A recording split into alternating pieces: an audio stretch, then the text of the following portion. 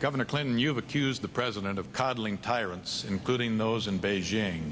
As president, how would you exert U.S. power to influence affairs in China? I think our relationships with China are important, and I don't think we want to isolate China. But I think it is a mistake for us to do what this administration did when all those kids went out there carrying the Statue of Liberty in Tiananmen Square. Mr. Bush sent 2 people in secret to toast the Chinese leaders and basically tell them not to worry about it. They rewarded him by opening negotiations with Iran to transfer nuclear technology. That was their response to that sort of action. Now that voices in the Congress and throughout the country have insisted that we do something about China, look what has happened. China has finally agreed to stop sending us products made with prison labor, not because we coddled them, but because the administration was pushed into doing something about it. And recently, the Chinese have announced that they're going to lower some barriers to our products, which they ought to do since they have a $15 billion trade surplus with the United States under Mr. Bush, the second biggest surplus of all, second to Japan. So I would be firm.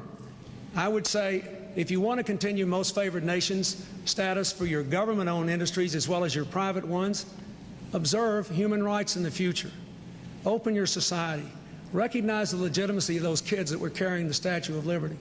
If we can stand up for our economic interests, we ought to be able to pursue the democratic interests of the people in China, and over the long run, they'll be more reliable partners.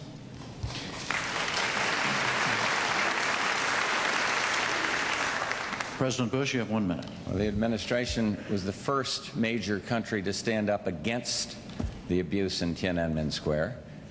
We are the ones that worked out the prison labor deal. We are the ones that have lowered the barrier to products, but Carla Hill's negotiation. I am the one that said, let's keep the MFN because you see China moving towards a free market economy. To do what the Congress and Governor Clinton is suggesting, you would isolate and ruin Hong Kong. They are making some progress, not enough for us. We were the first ones to put sanctions on. We still have them on some things.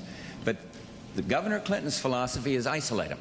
He says don't do it, but the policies he's expounding of putting conditions on MFN and kind of humiliating them is not the way you make the kind of progress we are getting.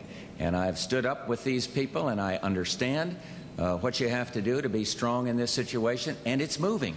Not as fast as we'd like, but you isolate China and turn them inward, and then we've made a tremendous mistake.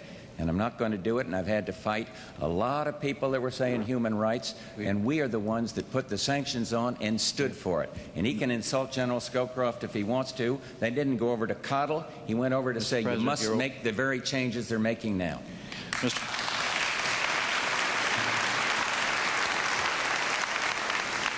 1 minute, Mr. Perot. China's a huge country, broken into many provinces.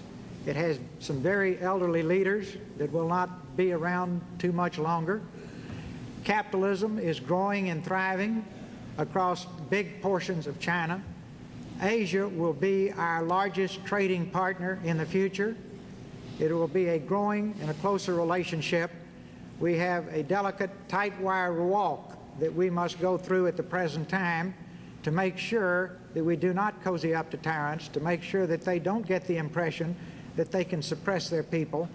But time is our friend there, because their leaders will change in not too many years, worst case. And their country is making great progress.